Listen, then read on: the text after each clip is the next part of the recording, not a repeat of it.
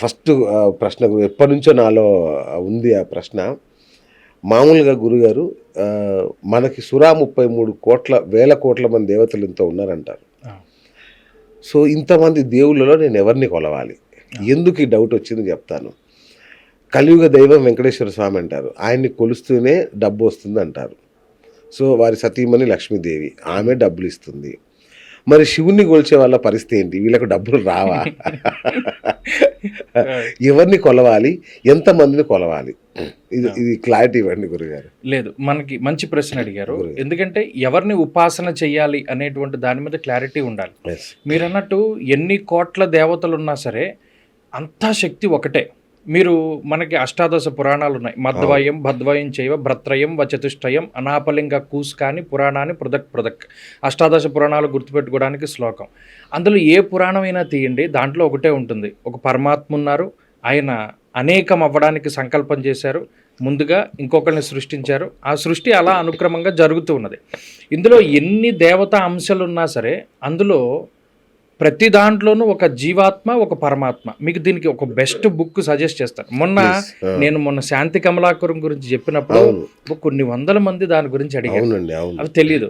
అలాగే త్రిపుర రహస్యము అనేటువంటి ఒక పుస్తకం ఉంది.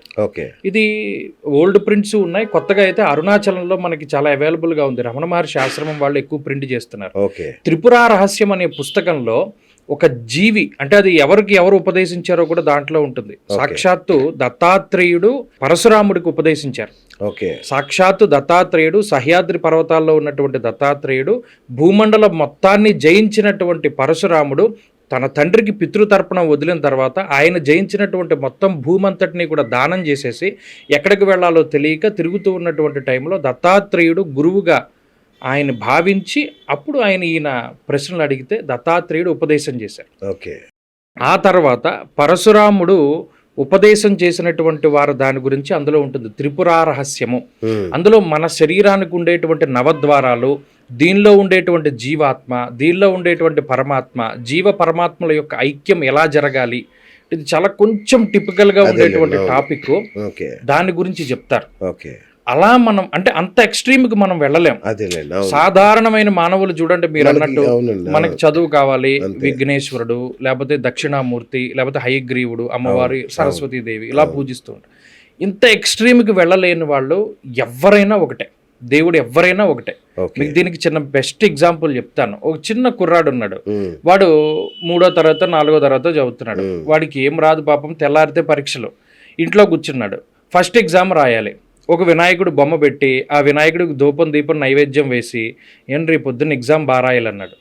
రాయలా, ఈ వినాయకుడిని తీసేశాడు. నెక్స్ట్ రోజు సుబ్రహ్మణ్య స్వామిని పెట్టి ధూపం దీపం నైవేద్యం పెట్టి ఆయన్ని ఇది చేసి ఎగ్జామ్ బాగా రాయలా. సరే శివుణ్ణి తీసుకొచ్చి పెట్టాడు. 3వ రోజు ఎగ్జామ్ కూడా బాగా రాయలా.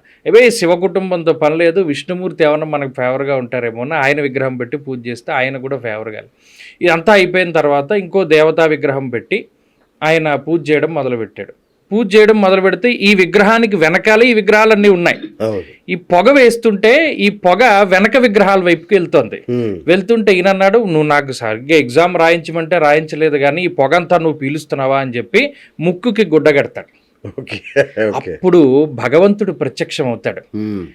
ఎందుకు వీడు ఆశ్చర్యపోతాడు, అదేంటి నేను ఇంత పూజలు చేసినప్పుడు నువ్వు రాలేదు కదా, ఇవాళ నీకు నేను చెడు చేశాను, పాపం చేశాను, నీ ముక్కు గుడ్డగట్టాను, నువ్వు ధూపం పీలుస్తున్నావని. అంటే అరే ఇంతకాలం నేనున్నానని నువ్వు పూజించలేదురా, ఇవాళ నేను అక్కడ ఉండి నీ ధూపం నేను పీలుస్తున్నానని పూజ చేస్తున్నాను, నువ్వు ఆ ఉన్నాను అన్న నమ్మకానికి నేను బానిసనైపోయాను, నీకు వచ్చాను, నీకేం కావాలో కోరుకోను.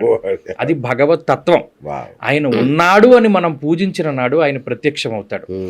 ఈయన ఏ దేవత అయినా ఒకటే, ఎవ్వరు లేరు, తల్లిదండ్రులే గొప్ప దైవం, గురువే గొప్ప దైవం. అసలు గురువుకి మొత్తం 3,000,000 దేవతలు కూడా వాళ్ళు శరణ్యం అయిపోతారు. మన ఒక్క గురువుని పూజిస్తే చాలు. మీకు దీనికి గురుచరిత్ర గ్రంథంలో, శ్రీ గురుచరిత్ర గ్రంథంలో రిఫరెన్స్ ఉంటుంది. ఒక అతను ఉంటాడు, ఆయన ఏం చేస్తాడంటే ఆయనకు గురువు, ఆ గురువుకి జ్ఞానం ఎక్కువగా ఉంటుంది. జ్ఞానం ఉండి ఏమంటాడు, నాకు ఈ జన్మలో వచ్చిన జ్ఞానం వల్ల ఈ పాపపు కర్మ అంతా దగ్ధం చేసేసుకుంటే ఇంకోసారి పుట్టవలసిన అవసరం ఉండదు, అందుకని నేనేం చేస్తానంటే కాశీకి వెళ్ళిపోతాను, అక్కడ నా ప్రారంధం వల్ల నాకేమో కుష్ఠు రోగం వస్తుంది, నేను అంధత్వం వస్తుంది, నాకు ఇవన్నీ జరుగుతాయిరా, నువ్వు నాకు సేవ చేయి అంటాడు. సరే ఇతను వెళతాడు, సేవ చేస్తాడు. ఇతని సేవ ఎంత గొప్పగా ఉంటుందంటే శివుడు ప్రత్యక్షమై నీకేం కావాలో కోరుకో అంటాడు. భయ్ మాకేం అక్కర్లేదండి, మా గురువు గారికి చెప్పకుండా నాకేం వద్దంటాడు. ఈ విషయాన్ని శివుడు వెళ్ళి విష్ణుమూర్తితో చెప్తాడు. నేను గొప్ప ఆశ్చర్యపోయానయ్యా, ఇవాళ ఒక భక్తుడిని చూశాను, నువ్వేం కావాలో కోరుకో అని అడిగితే వాడు నా గురువుకి చెప్పందా నాకేం వద్దంటే నాకు ప్రస్తుతానికి అన్నీ ఉన్నాయని అడిగాడంటే విష్ణుమూర్తి కూడా వచ్చి అడుగుతాడు, నీకేం కావాలి? నాకేం అక్కర్లేదండి, మీరు ఏమైనా చేయదలుచుకుంటే మా గురువు గారిని అడగండి, ఆయన ద్వారా నాకు ఏదైనా చేయండి అంటే.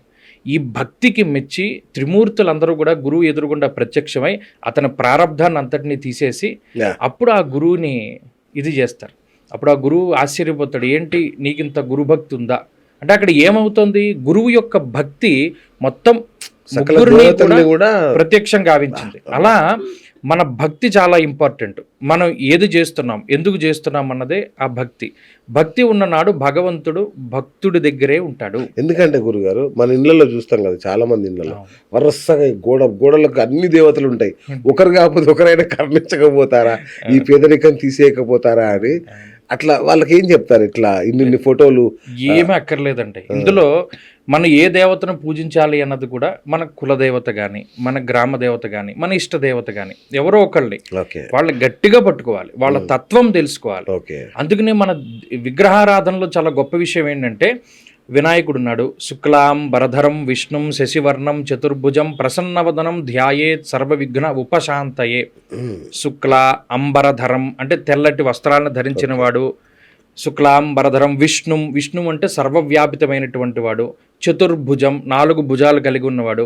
ఆ 4 భుజాల్లో ఆయన ఏం పట్టుకున్నాడో ఆయన ఇచ్చేది అందులోనే ఉంటుంది. ఓకే, ఇప్పుడు ఉదాహరణకి అమ్మవారు ఉంది, ఈ 5 బాణాలు, పూల బాణాలు, చెరకు విల్లు, అమ్మవారి యొక్క చిన్ముద్ర, లేకపోతే పాశం, అంకుశం, ఇవన్నీ ఎందుకుంటాయి? పాశాంకుశధారిణి అంటారు. ఒక పాశముతోటి మీకు చూడండి ఒక కళ్ళెం వేయగలుగుతాం. మనసుకి ఒక కళ్ళెం వేయాలంటే అమ్మవారు వేయగలుగుతుంది. ఈ ఇంద్రియాలన్నింటినీ కూడా నిగ్రహించగలుగుతుంది. ఆవిడ శక్తి అంత గొప్పది.